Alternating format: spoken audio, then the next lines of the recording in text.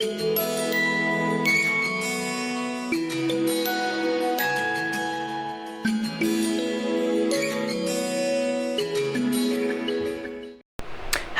and welcome to HealthyHouseplants.com, where we teach you all about gardening in the great indoors. Today's video is sponsored by our Amazon affiliate link, which you'll see in the comments section below.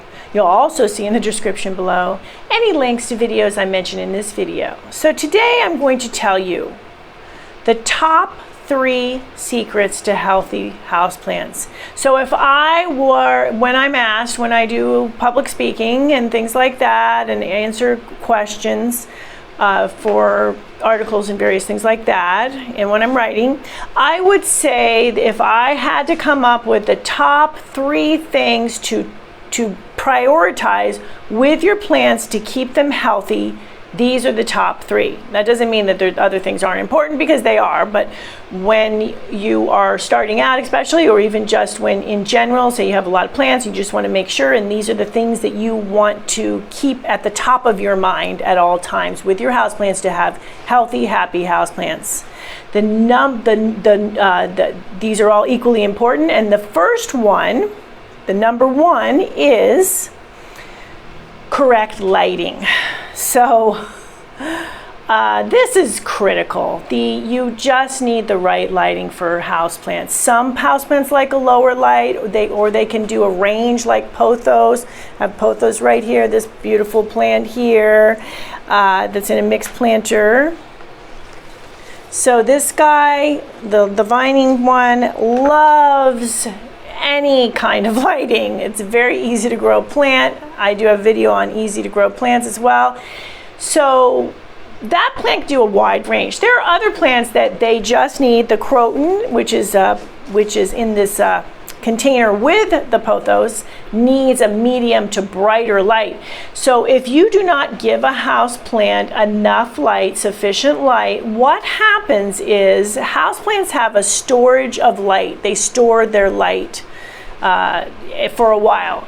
So what'll happen when you don't give the plants enough light is over time the plants will use up all their light stores, and then they will start to cannibalize themselves because they have no other recourse, because they're not getting enough light.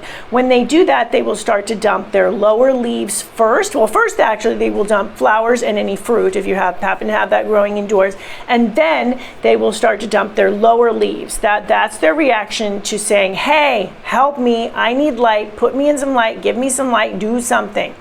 So it's really important that you do have the correct lighting. On the other end of the spectrum, there is too much light. So if you start to get various burn on your leaves, and those would be lesions, they can turn black or brown. A lot of times they'll be on the inside of leaves, not on the tips, because the tip is more of a leaf tip burn, which comes from salts, which I have videos on. But this would be browning in the leaf, and especially any leaves that are near a hot window, so such as a western window especially are notorious for burning plant leaves, and also the eastern can, depending on where you live. So if you live in Arizona, somewhere like that, southwest, you're going to have more of a problem with that. So keeping that in mind, that there are plants that just can't take that much light. So what'll happen with them is their leaves will actually turn lighter in color, and you will get the burn. So find out the right lighting for your plants before you put them in a place in your house. If you do not have enough light, bright enough light, and sufficient amount of light in where you live, because that's another issue, the sufficient amount, then do just get full spectrum lighting. Full spectrum lighting simulates daylight, and it comes in all kinds of bulbs now. So you can put it in just about any fixture, and you can have wonderful light for your plants. So just give them the light that they need, and they will grow really well for you. I mentioned a minute ago, sufficient light, enough light. So you may be in a situation, apartment situation or a condo situation, where you only get light at certain times of the day and then it gets darker. So that's another thing to keep in mind. You may have a really nice window, but it may not get enough light. Maybe it's only one window, right? So instead of having all your plants grouped up in that one window, you can also use the full spectrum lighting as mentioned. And make sure to put the plants that need the lighting in the window, and the other ones can go further out, the ones that don't need as much lighting. So lighting, big, big thing. Next thing is, which I go on about, is the correct size pot. So critical. I have a whole video on this. It's what you want with your plants is you want 1/3 plant to 1/3 pot to 2/3 plant, okay? So 1/3 pot to 2/3 plant. Now this guy, if I have it in this nice decorative outer container, when you look at it, this is actually closer to 2/3, 1/3. So it's okay if you like an outer pot that looks prettier. It's fine to do that if it's not quite the 2/3, 1/3. But what you want is the actual soil in the plant in that pot to be consistent with the 1/3.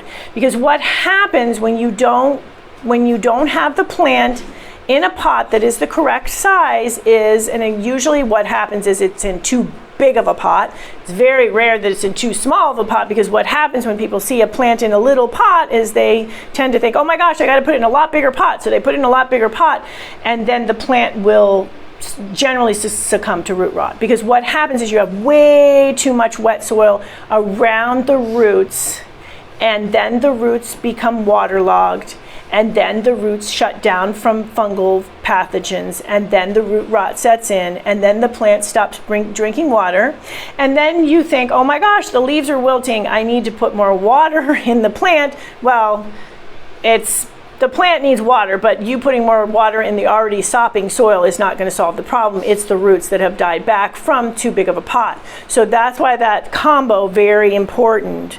This plant, good example. So this is a nice philodendron you can see here. This plant, you would think, oh my gosh, it's just growing so long. I need to just do something about this and get it into a bigger pot. Actually, this isn't a perfect sized pot right now for this plant. It's a little bit more difficult to kind of imagine that 2/3, 1/3, but if you kind of group it up here and do it that way, you can get the idea that, okay, well, I still have about 2/3 plant and 1/3 pot there, so I'm not going to pot it up until the plant gets bigger and gets fuller. And there are other signs too that a plant does need repotting. I have a whole playlist on repotting, when to know, when to know, and then how to do it as well. So keep that in mind. Big, big, big, big reason why plants don't make it. Now, the third and the last very important thing is watering. Proper watering.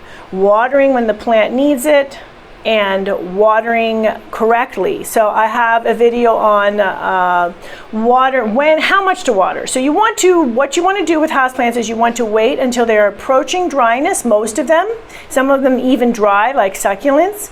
And then what you want to do is you want to thoroughly drench them, and then wait until they need watering again. So little bits of water. If you're in a hurry, a little bit of water, fine. You think the plant needs a little bit of water, needs watering. I don't really have time, a little bit of water. But on a consistent basis doing that, what happens is a lot of the roots will die back, because there's only a certain portion of the roots that are getting the water, and then when you get that root dieback, then you tend to start to get root rot, because there are now no longer enough roots in the soil to sustain the plant. There's too much wet. So keep that in mind. I do encourage using a moisture meter. I have a video on how to use it. You can also use there's other ways of doing it. I have a video on that, various ways to check if your houseplants need watering. But just to keep in mind, so for instance, this plant is actually, it's in the green. There is generally on a lot of them, there's a green, and then there's a red, the red, which is very, very dry, and then there's a green, which is in the middle numbers. That's usually a very good place to be. And then there's very blue, which is very wet. But keep in mind, if you soak a plant, it's going to be in the red, it's going to be in the white. the blue for a few days, excuse me, the blue for a few days. So, and then it will revert to the green. Once it starts to approach the red, so say number 4, approaching on number 3, which is red, that's when you want to water. Of course, droughting your plants is another big no-no. So if you don't give your plants enough, what happens when they drought? A lot of plants will recover. I have a video on how to know if they're going to recover and if they will. But you do them a lot of damage, and it takes them months to get back to where they were, sometimes even more than months, even a year or so, to get back to where they were before you droughted them. So that is another biggie. So you're watering, your pot size, and your lighting. Those are my 3 top tips to keep top of your mind for healthy and happy houseplants. Thank you for stopping by today. Please leave any comments about any indoor gardening tutorials you'd like to see. Remember to like, comment, subscribe, and share this video. And please ring the bell if you'd like to be notified when we upload new videos.